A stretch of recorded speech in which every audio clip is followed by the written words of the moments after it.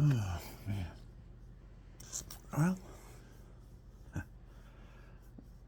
the glow of the candle is right in sync with, right above it is that little black bag. That's a prayer to come, Holy Spirit, and kindle us the fire of your love. Send forth your Spirit, and shall be created, and you shall renew the face of the earth. O God, who did instruct the hearts of the faithful by the light of the Holy Spirit, grant us in that one Spirit to be truly wise, and ever rejoice in its consolation through Christ our Lord. Amen. There we are. Wow. Peekaboo. Oh, I think I've made 4 videos with this shirt on. I don't know, is it halfway decent background? I don't go nowheres. You know, it's clean. I like the color. Jesus used to wear these in a lot of his pictures. He has this color on. And then he takes and puts blue. Let me see what that looks like. Uh-oh. Let me get this stuff here.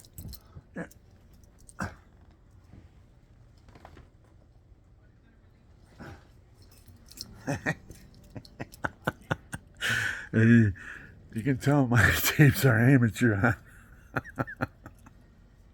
I just do it like it is. You know, everybody's a natural actor, and all you have to do is express their heart. You know? Just express your heart's feelings. What has been put down in that heart over the years that the Holy Spirit can dig up. It's a pile. It's a pile. It's a big pile of treasure. Some people, it's just a big pile of horse crap.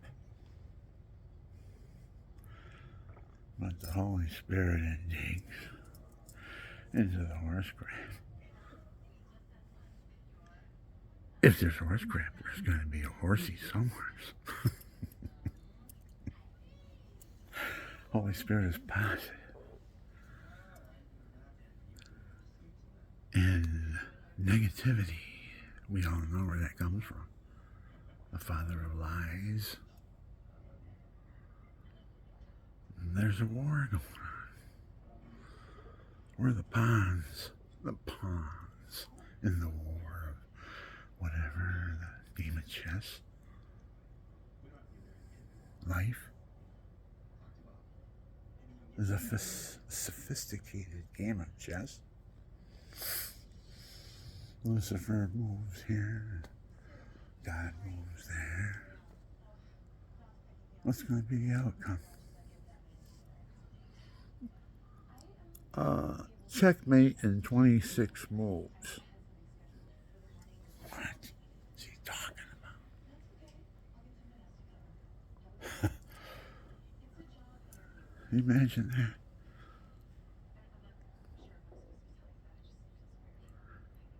Just to even think that you're going to sit down and play chess. I play chess with people that are way superior than me.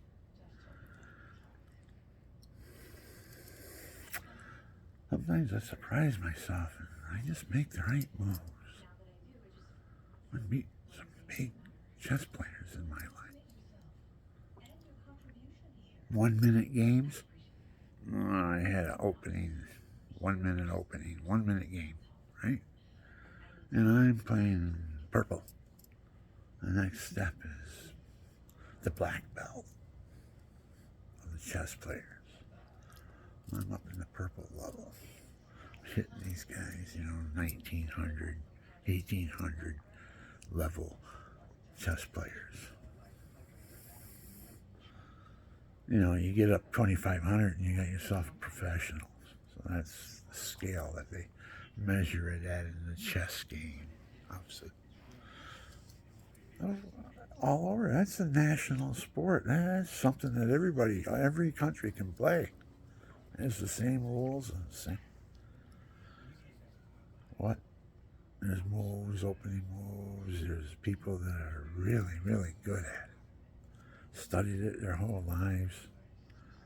They know everything, what traps there are, how to make a trap.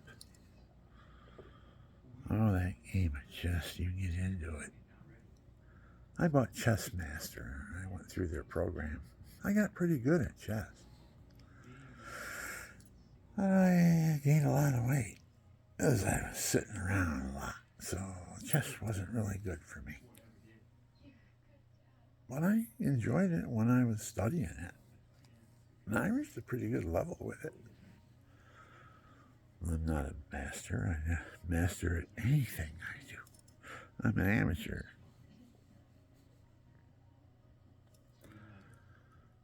I'm trying to see, what kind of a character look.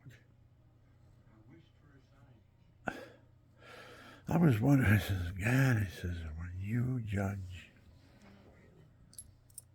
when you come and you project your image in front of creation, humanity,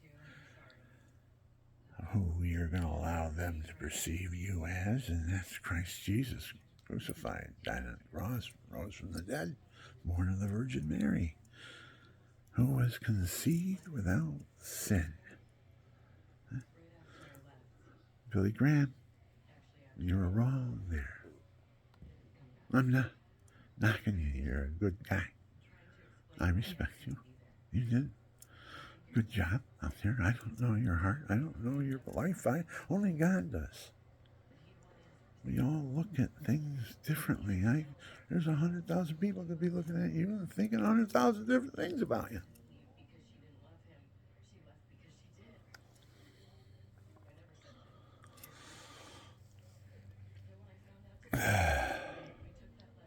When you do get an education, and thank you, God, for my education, because I soaked in it for 6 years. I went to college and soaked. I can't tell you a professor's name. Well, luckily, the ones that really got involved with me and really thought I was something, the ones that knew me, I can't remember anybody else's names, but I just remember their image and how they portrayed themselves in front of me. From atheists to agnostics,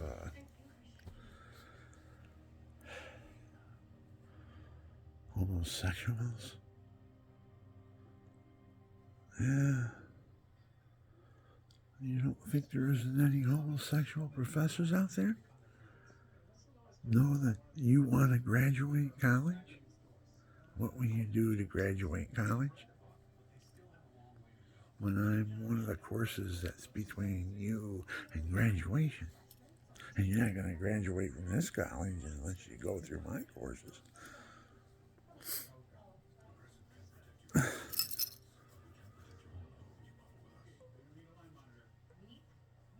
It could be subject. I was subject to not homosexuality. I was subject to a single man. He invited me over to dinner when I was going to college. I went over to his house and I sat there. He was one of the high-ranking professors at the university I was going to at the time. I'm trying to get my master's degree. I had made a project. Everybody in the class tried to do this one project, and that was to stretch the neck on the bottle. And I got it right here, and I'll show you it in a few minutes. But I want you to hear my story first, and I'll show you the reward. So he invited me over to dinner. He had a plan. He wanted that bottle. And the chalice I made, too. He wanted the bottle and the chalice. He wanted to put it in his case out in front of his industrial arts classroom. Everybody had a casement out in front of the projects that were outstanding projects that were being done in this classroom. And that stretching of that bottleneck was rare. I mean, as far as, after me, maybe not, because I told them what kind of glass to use. They weren't using the right glass. You don't even get it in this country. You got to go to Italy and get it. So it's a heavier, thicker glass than what is on the market in the United States, the way they make their glassware and everything. There's a technique how you make glass, too. Quality. This glass was green color that I got. A wine bottle from Italy. A thick wine bottle from Italy. I put it in the neck stretcher. Started out, I don't know, 2,500 degrees, something like 3,500 degrees. I don't know how high it went because I don't have the memory. That was a while back. But you had to raise the temperature up. Soften the neck. That would soften the neck, but the weight of the bottle and the neck is being held like this in a what they do, ceramic ware and all that stuff in. The temperature goes up. They had a mini one, a mini ceramic ware baker or whatever it is. And you crank your bottle up to like 2,500 degrees for so many seconds, and then decrease it in so many minutes, and keep an eye on it. Look to see what's going on in there. You can see. Stretch, neck stretching. Yeah, They got those things, those window. He did at least. I haven't seen one around. I know that regular pottery makers, and all that. They have those kilns. Well, this is what this was a mini one. You could see it. It had just a peekaboo. You look in there and see what's going on. See how hot and red everything is, and how the glass starts melting, and the weight of the vase pulls it down. See, and it stretches the neck. Wait till you see. I got it here. I didn't know someday I was going to use it. He almost begged me for it. I mean, he invited me over to his house, gave me dinner, was a real nice guy to me. I'm out.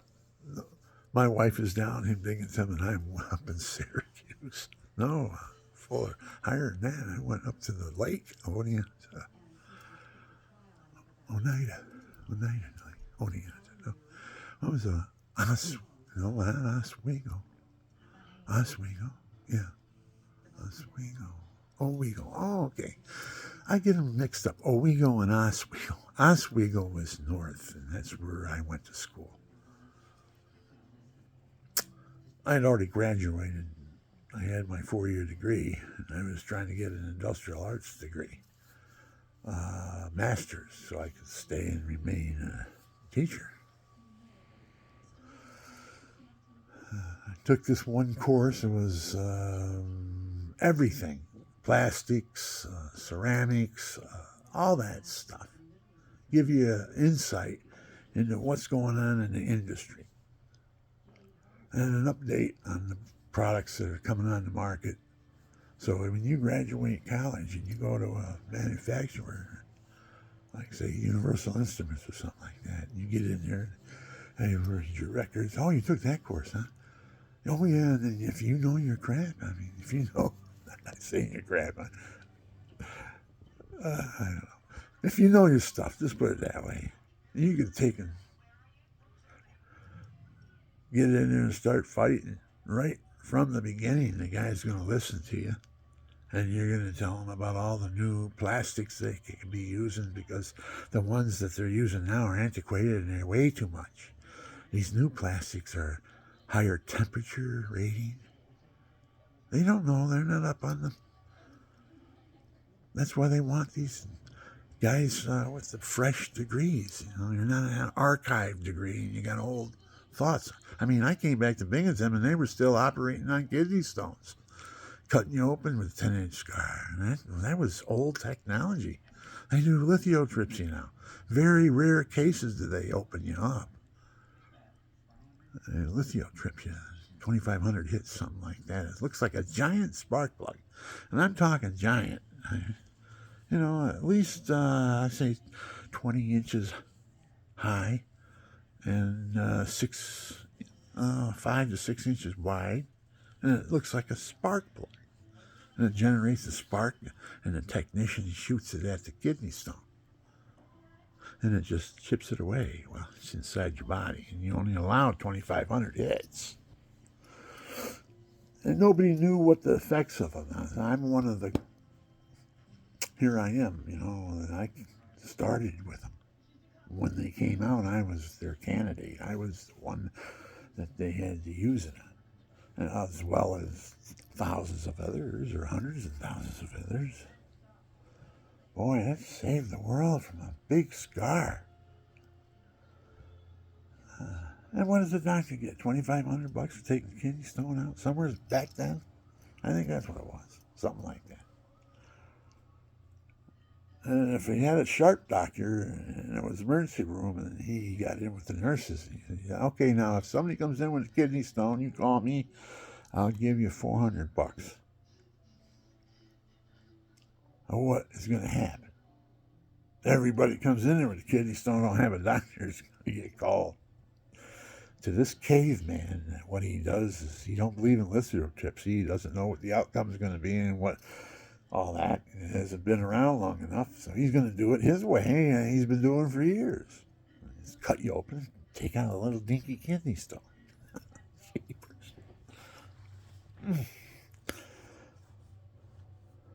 So, top it all off, I smelled alcohol on his breath when he came in. And they called him off the street, so he could have been in his bar having a drink or something like that. But still, you're saying, I'm fishy here. I'm in the emergency room, and he's going, oh, Mr. Nixon, you're 95% blocked. And if you don't hurry up again, you're going to lose your kidney. He's telling me this. And I'm listening to him. He's a doctor. And the nurse is right behind him. Yeah, oh yeah, you gotta listen to him now. Talk you right into it. Okay, where's the papers? They slip me over and take out a little teeny kidney stone. And I got a 10-inch scar for the rest of my life. Every time I take my shirt off to go to the swimming pool or something like that, and everybody goes, oh, what happened to you? You got that? What's that big scar you got? Oh, jeepers. That's right. How high it is. You couldn't put your swimming trunks up. And if you can, it looked like you had them up underneath your packs, your underwear. I used to hate that when I was fighting. The guy would come up with his trunks all the way up to his packs. You can't hit him under the belt. And he's waving around like a big, long arms. You can't even get in on them. The games people play, the way they see it, you got it all figured out. When he hits me below my chin, he'll be hitting below the belt. Oh, where they grab, it just shows that, oh, he hit below the belt. Now, if the guy who's the referee can't see where the belt line is, he sees it too, and I mean, they got it. But it's the idea that they're trying to project in your hand. Oh, he's hit me underneath the belt. Well, you got your trunks all the way up to your titties. They're supposed to be down around your belly, where the belly button is. Below that, you can't hit. I don't hit nobody like that. But I'm a body puncher, so they take my target away.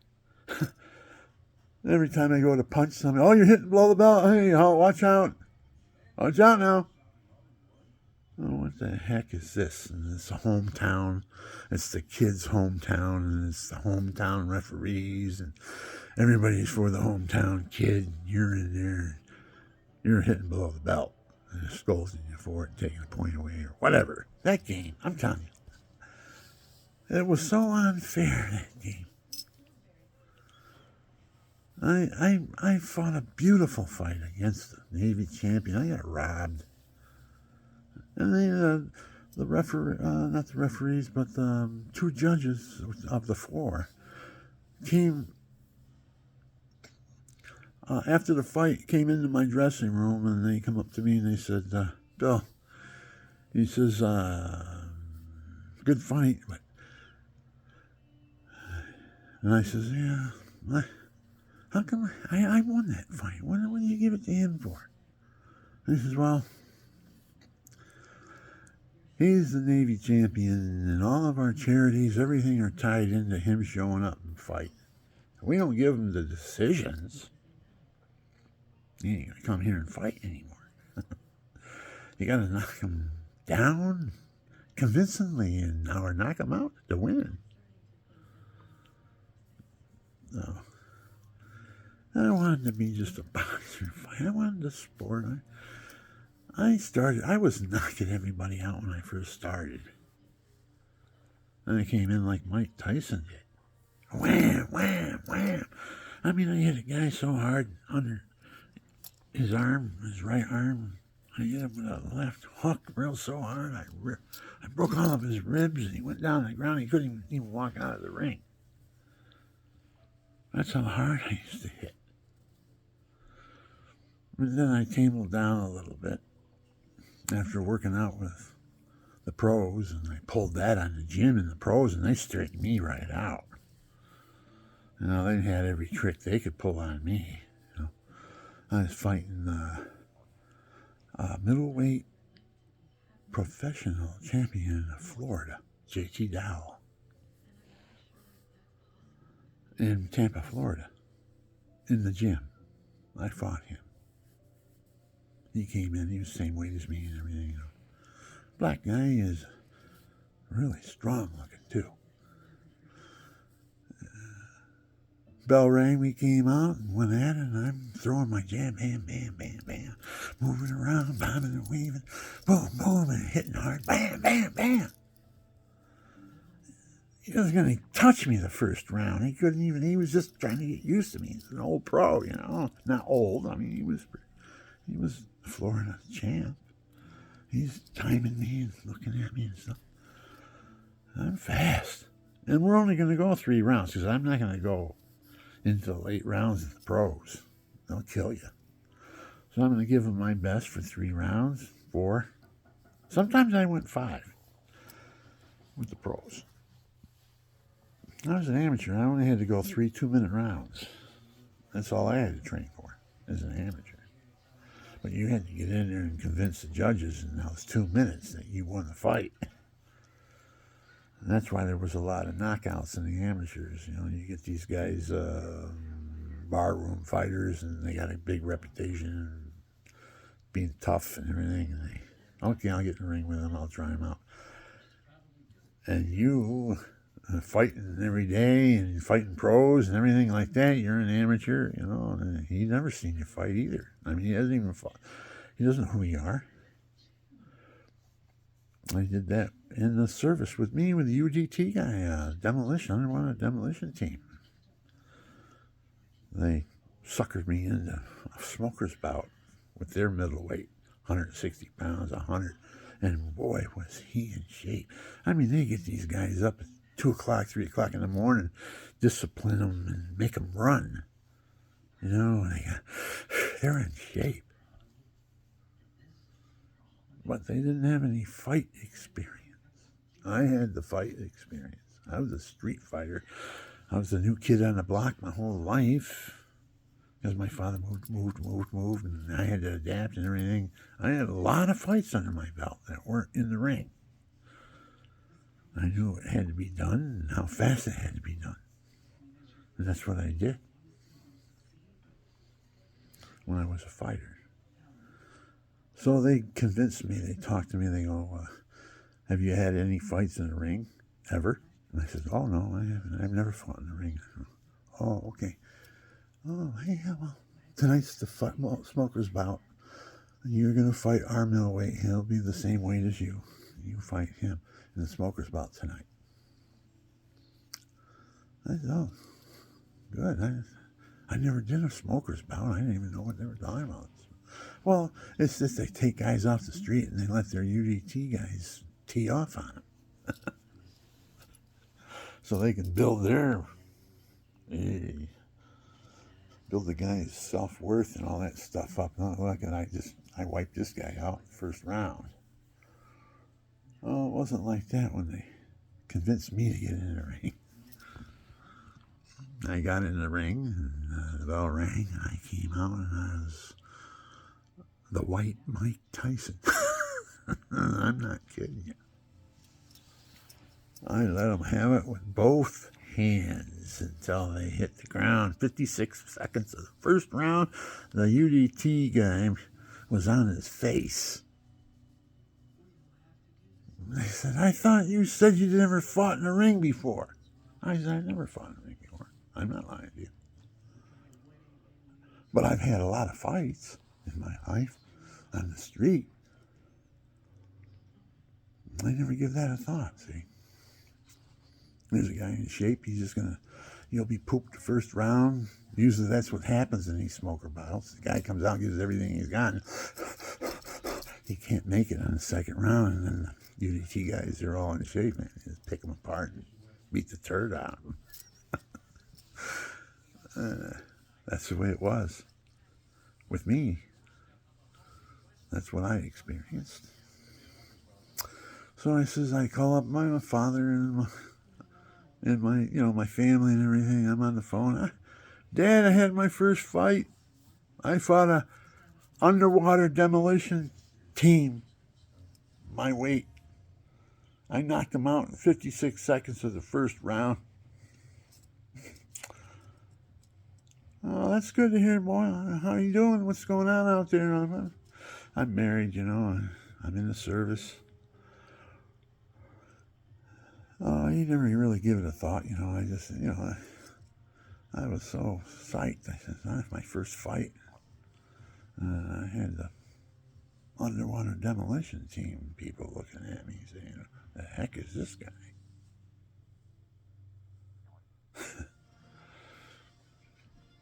So, I got somehow out of that. Flew out right out of that into another part of the service. I was transferred from one ship, a troop transporter, to a aircraft carrier. A long story there. Oh, if you heard that story, you wouldn't believe what happened to me. Right back from Vietnam, and they sent me to a troop transporter. I forgot the name of the ship. If I sat down and really meditated on it, and looked at my military records, I remember what it was, what ship it was. But I got on that ship, and I just come back from Vietnam, friendly fire, and a guy tried to rip my head off with a hand grenade because I was sleeping in his bunk, and he couldn't stand the smell of me and my sweat because we had to change bunks every 4, 5, 6 hours, whatever your watch. You had to go find another bunk to dump yourself into because the ship was built for 75 guys, and we had 160 people approximately on the ship. So everybody had to share their bunks when they weren't on watch or they weren't on duty or something like that. And the bunk was empty. Anybody who needed a bunk could sleep there, especially if it was air-conditioned room. Because we're talking 110 degrees and stuff. Vietnam. Oh, it's hot over there. No picnic, believe me. When you say, thank you for your service, boy, I'm telling you, you don't know. Not only me, but all the other veterans, what they went through. A war. A war we didn't even have to be in, but we were there. And I was there, I wanted to defend my country. Big, long story. I've got videos. You have to check them out. A little bit here, a little bit there. I tell you the story. When I'm on that ship, after coming back from Vietnam, they didn't even give me debrief. They didn't even debrief me or anything. They just stuck me in a troop transporter. I was a ship fitter, so they put me in the ship fitter category, sheet metal worker and stuff like that. I wasn't there a week or two. They gave their Liberty cards. Everybody had their own Liberty card. They didn't have to go to the officer and get their Liberty card every time they had to go on Liberty. They could hold on to it because everybody was trusting everybody. But little old me came, and I left 15 minutes ahead of time because the buses left at a certain time, and I had to get off the ship and onto the bus, or I had to wait another whole hour. So I had my Liberty card, and everybody had their own Liberty card, and I did it. I was logged in, and I got caught leaving 15 minutes too early because of the bus. And they took everybody's Liberty card away because of me, because I screwed up. And everybody's looking at me. I'm a newbie, new guy in the department. One guy says, I'm going to take care of him. Right in front of everybody, and the officer in charge says, no, don't do that. Leave him alone. It was a direct order. So the petty officer, he was a third class petty officer, kind of out of touch type person, a big guy, bossed everybody around all the time. But he never really understood how the toughness of people, because they just looked and reacted to him because he's so mean looking and big and all that stuff. He got his way a lot. And I just come back from Vietnam, and they were choking me to death over there because of stupid friendly fire reasons and all that stuff. I'm not going to go into everything about it, but I was sick of being pushed around and everything. And I wasn't afraid of a petty officer anymore when they jack you up. So I'm doing my duty, and I'm polishing the floors. I have to do my duty in the morning, clean up the sleeping area and wax the floors. That was my duty station. Because I just on the ship, they just transferred me there from Vietnam. They decommissioned our Vietnam, the ship that we used in Vietnam, and they decommissioned it and cut it up for scrap and sold it to Japan and all that, scrapyard and stuff, secondhand steel and all that. And they just tore that ship apart, and then they transferred everybody all over. Since I got my orders to go overseas while I was in boot camp, and I wasn't married when I was in boot camp, so they gave me my orders and I had to follow them. Even though I went home after boot camp and got married, and I was married, I should have been stateside. That was a mistake. That because of the situation and the way things were, I got my orders. I was commissioned to go to Vietnam, and I got married. And went over their head. And I still had stitches in my side. I still having complications with infection. And I had an operation to get into the service. I explained that in one of my videos, what they did. And what the suffering and pain I went through with all that. It's in one of my other videos. I don't want to sit here and be redundant and repeat everything and all that, but I can refer back. I got a history. I released 20 videos. Some of them are a couple of hours long or more. I've got one in there 3 hours and 14 minutes. And I'm telling basically a lot of different angles, different ways of what I went through and how I saw things at the time, where I was, where I am now. I don't know, you get a season, it's like 40 years ago I built a fence out back out of red oak. I got it through the backyard neighbor. He was an old timer, and he loved to fish. I introduced him to the little tiger lure, and he caught trout left and right at State Park. Everybody used to go, how do you catching them fish? What are you using? And he'd take let him see my lure that I gave him, right? And he goes, I soaked this in Michelob. He goes, that's the secret. He goes, he throws it out there and he catches a trout. Everybody's wondering, where did you get one of those lures? Well, anyways, a teacher friend of mine that was an avid fisherman, trout fisherman, and he loved to go to the state park, and he had just the right stroke, got the right lure, little tiger, 8th ounce, little tiger it's called. And you got to use a 2-pound test, 4-pound test line. Well, I got 2-pound test, but it's 2, but it's rated 4. It's strong compared to the other fishing lines and stuff. So you have that on, you can't even see it. And you put it on that lure and you throw it out and you reel it in, you reel it in nice and slow, let that lure just go like this through the water, and wham, you get hit every time just about, especially at State Park. So I gave that lure to this guy that bought me all this lumber that I made my fence with out and back.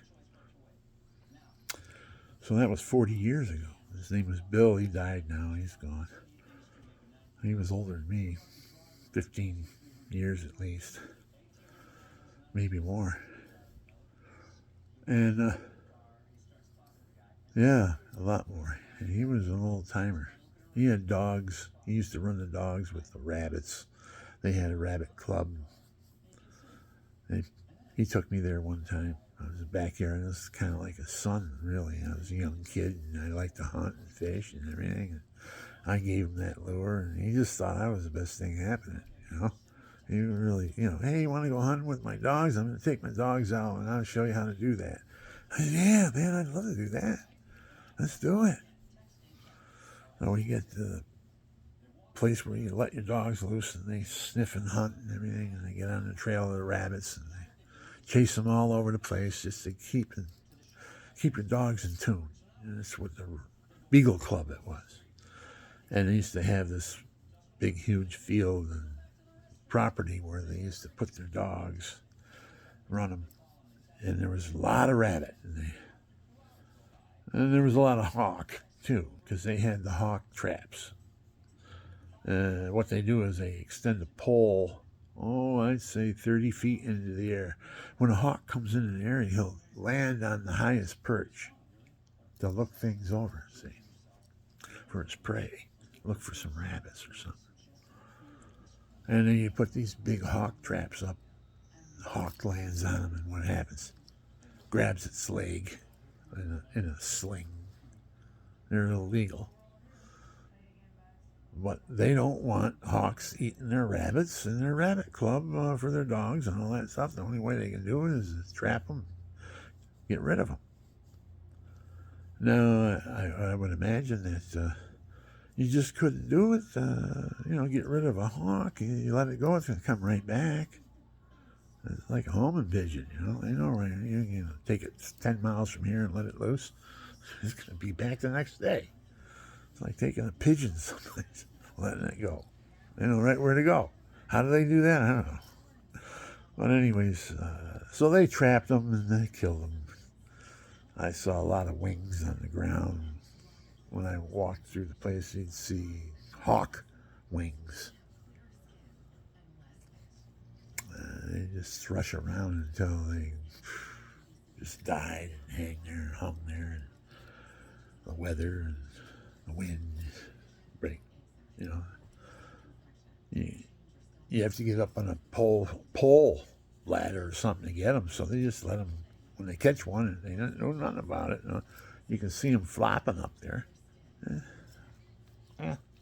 That was an old timer. I mean, we're talking 40, 50 years ago. I don't think that's anymore.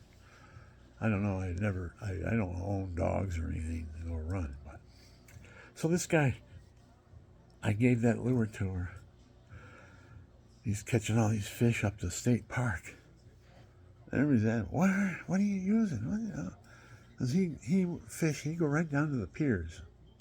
And that's where they let the fish go.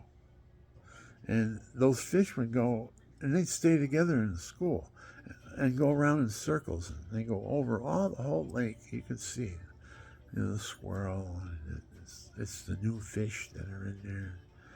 Some of them break away and they go into the other eddies, and some of them get eaten. I mean, there's big trout in there.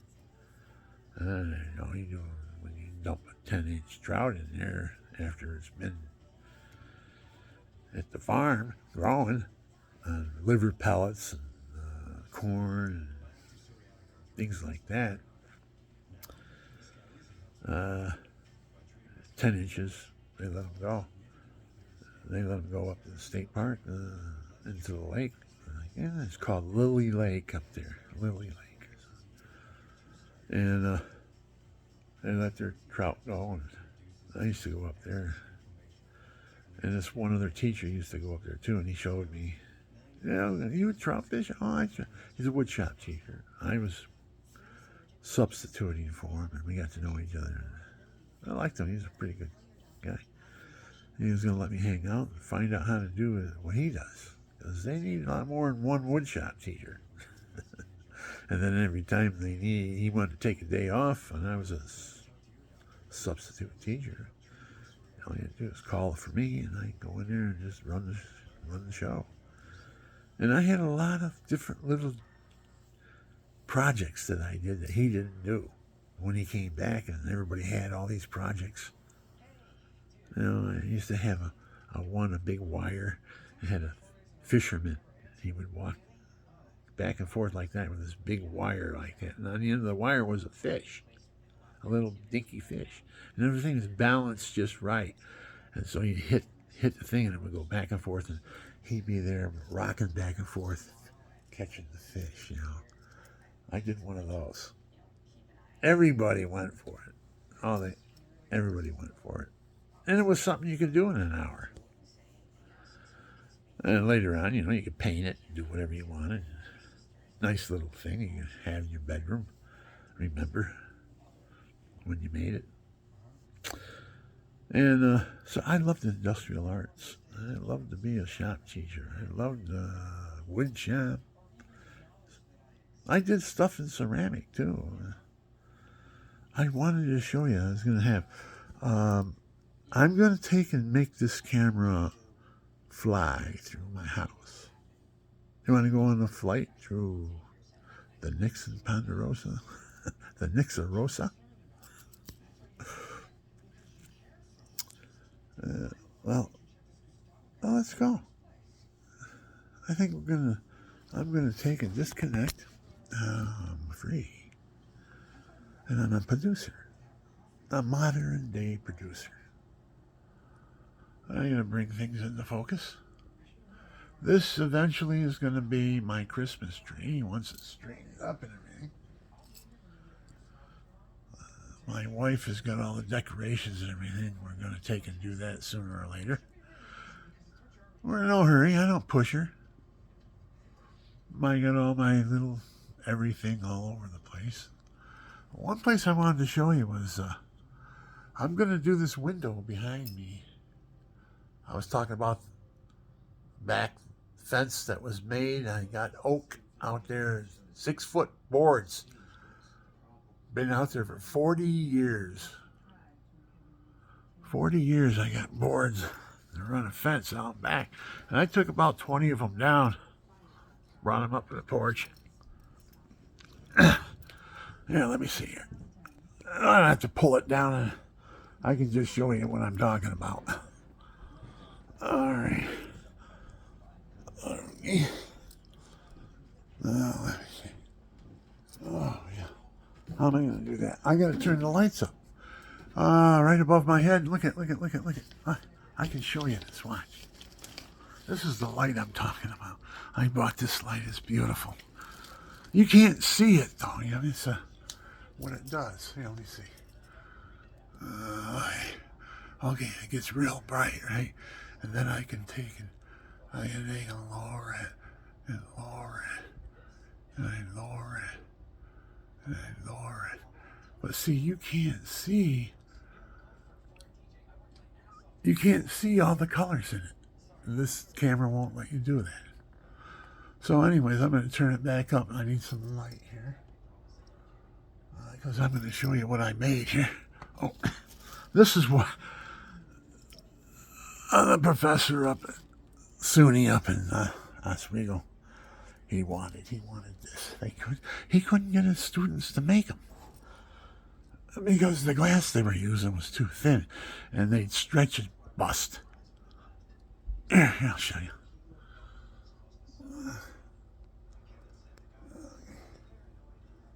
I don't know. Can you see that? Yeah. Okay. It's hard to adjust this. I'm an amateur now. Oh, come on, give me a break.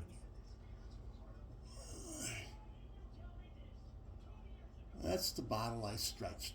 It's made in Italy. It's thicker glass. That's the original wine in it. And then I made, right next to it, I made the chalice of another bottle. Exact same bottle I stretched. I cut the other one in half, and I made a cup out of it. A chalice. I mean, there's nothing like this in the world that I'm aware of for sale. Right. Oh boy.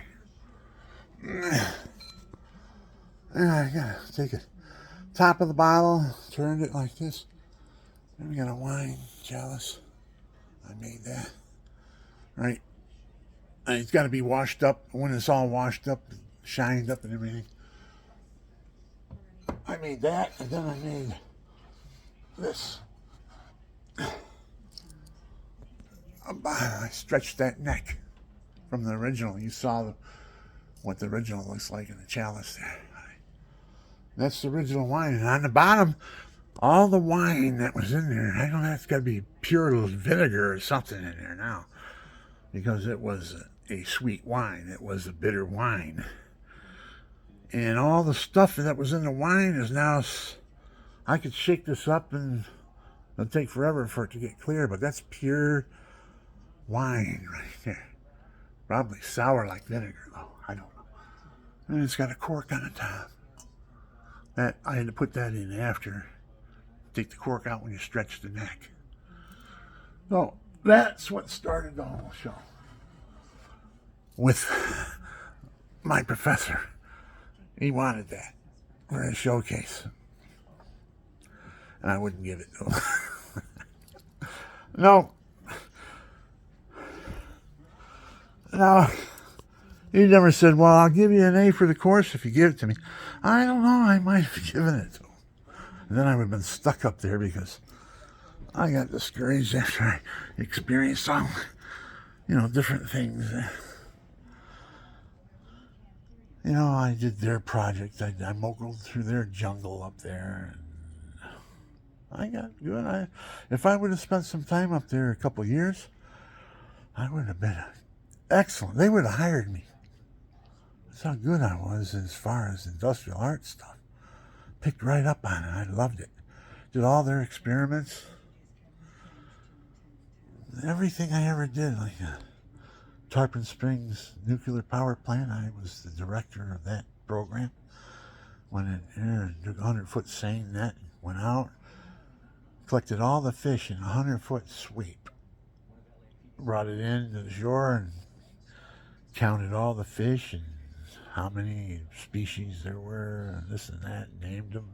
This is what you find in this bay before the Tarpon Springs nuclear power plant turns on. This is what's here now. Well, let's come back in 10 years and see what's here. Let's come back in 20 years and see what's here. 30, they can do that. That was a college thing. I got an A for the course. Professor Dr. Sims, Mr. Sims. I think he was a doctor. I'm pretty sure he was. But anyways, he looked at my report. He saw the pictures. I mean, we take, I don't know, I probably had 25 different pictures of all of everything that we did, or more, nice sized pictures, all documented and put in a folder. What fish is this? What fish is that? Because I had a botanist with me, Ted. His name is Ted. He was a spearfishing champion in Florida. Lived next door to me. He inspired me to go to college. So I told him I was going to do it. I said, oh yeah, I'd like to do that. Let's do it. And I brought Suze. She was on there. She helped me out. She held some of the fish while we took pictures of them and filmed us doing our thing. Pictures.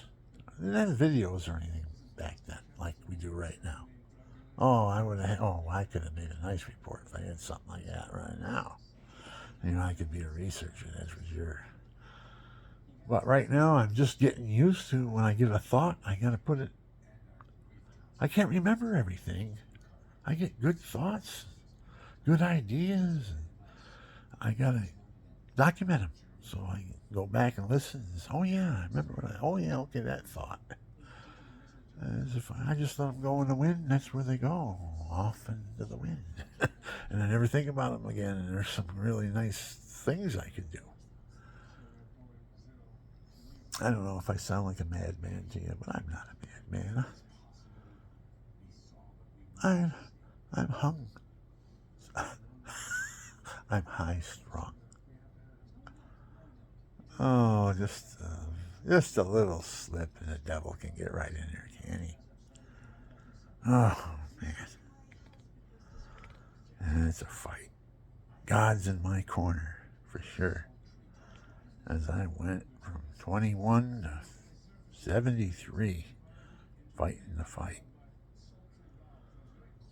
And I wasn't going to be a fighter. I didn't know that. God's in my corner. He's my trainer, but we're going to fight that fight. We're fighting a spiritual fight. God's showing me, educating me, letting me experience, God, thank you. Just a punch comes from the devil, I can just go with it. Punch comes from the devil, I just go with it. Sometimes I'm picking myself up off the floor. I'm no match for the devil. He's been around a long time. He knows all the game. And you don't have to be in shape. He's in perfect shape. I don't even know if they have bodies. Do they have human bodies? No. They're angelic. I don't even know what an archangel looks like. They're supposed to be beautiful. And he was supposed to be the most beautiful one. And all the other archangels looked at him and said, wow, God did a nice job there. And they didn't have a sexual drive or anything. It was angelic pride, I guess, that he felt questioning God. That's what it was. He questioned God. God says, I'm going to make humanity. His mother was immaculately conceived. St. Anne and St. Joachim. They had the baby, Blessed Mother Mary. I don't know how that story goes, but she was the Immaculate Conception. Explain that. Everybody thought, well, Immaculate Conception, that's Jesus. Well, true. But his mother was immaculate conceived too, because how could sin bring Jesus into the world? Holiness. Sin can't bring holiness into the world. Holiness brings holiness. Holiness begets holiness.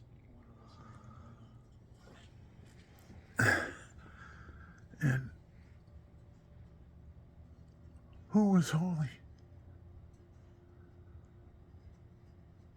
The Mother of God was the first person to be born on earth without sin.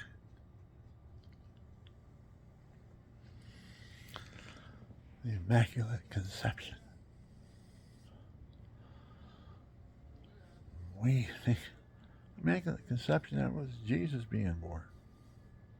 Jesus being conceived. True. But he wasn't the only one that was born into the world without sin. His mother, the queen. How do I know she's a queen? Because the king has 50 wives. Which one's the queen? No, don't go that way.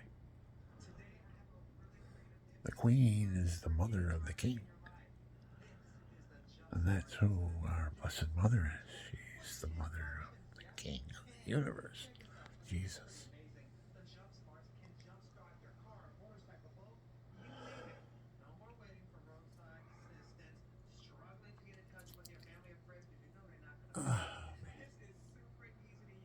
Look through. You want to fly? You take a fly. Fly through my domain. Fly.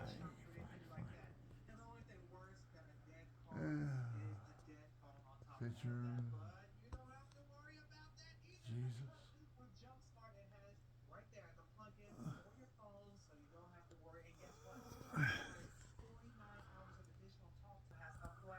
Wow. Yeah. There it is. We got a TV, got my guitars. We're flying.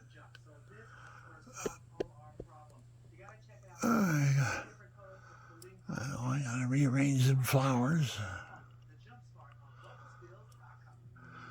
So that's just a flight for my dining room and my kitchen. I use the dining room as a TV room also. And you don't see, there's no big dining table here. The dining table is in the